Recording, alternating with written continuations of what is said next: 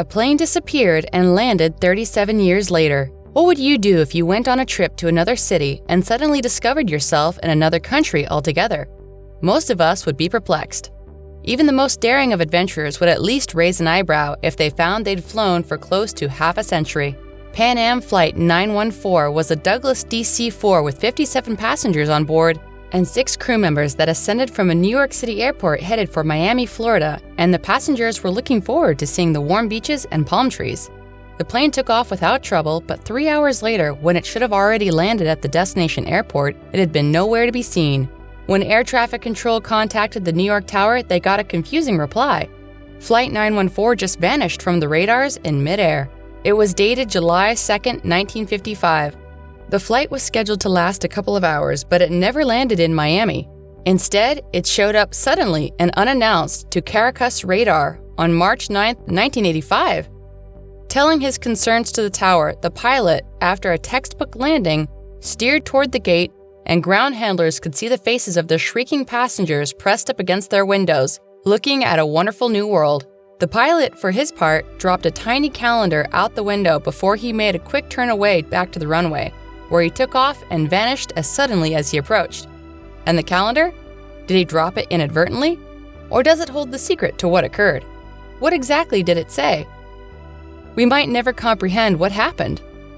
The governments of both Venezuela and the United States, the story goes, were reported to have taken the calendar and the tower tapes and have declined to comment on the incident even once in the intervening decades.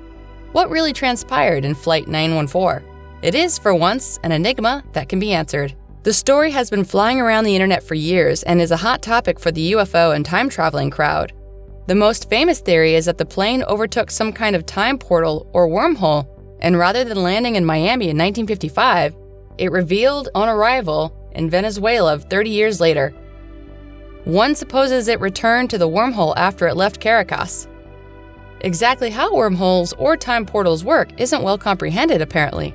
As you've expectedly already figured out, the tale of Pan Am Flight 914 was a complete fabrication. But in this case, not like with other urban legends, the source of that fabrication is known. Back in 1985, a tabloid known as Weekly World News was the first to report this story. And yes, I've just said 1985, 7 years before the most famous version appeared. This tabloid specializes in crazy fabricated tales like this one. Later, the same newspaper retold the story twice more, only with different details, and with 1992 set as the date of a time-traveling aircraft appearing in the future. The picture of Juan de la Corte, the air traffic controller in Caracas, was also different from the 1985 original. So the story was immensely announced fake, and it became a kind of urban legend. However, the legend still exists, and many sources narrate it in their own way. Some even go as far as to say that the passengers of the plane subsequently returned to their homes, and oddly, none of them looked a day older than 37 years before, while everyone knew they grew old at a normal humanly pace.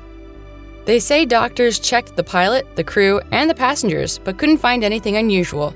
The people were healthy. This part doesn't look credible at all, though, because no solid piece of authentication can be found about 61 people returning from their decades-long flight. I mean, come on. Wouldn't they have gobbled up all their snacks? One thing that keeps appearing on the internet and roused the interest of paranormal enthusiasts is a small pocket calendar that in some way was left on the Caracas airport runway when the infamous plane took off.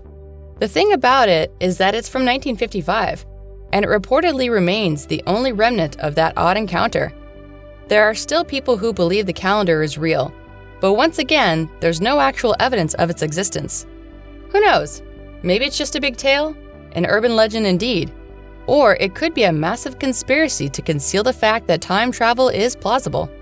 I guess we'll never know. But, and what do you suppose happened? Was Flight 914 actually lost in time for 37 years? Or is it all just a ruse? Let us know in the comments.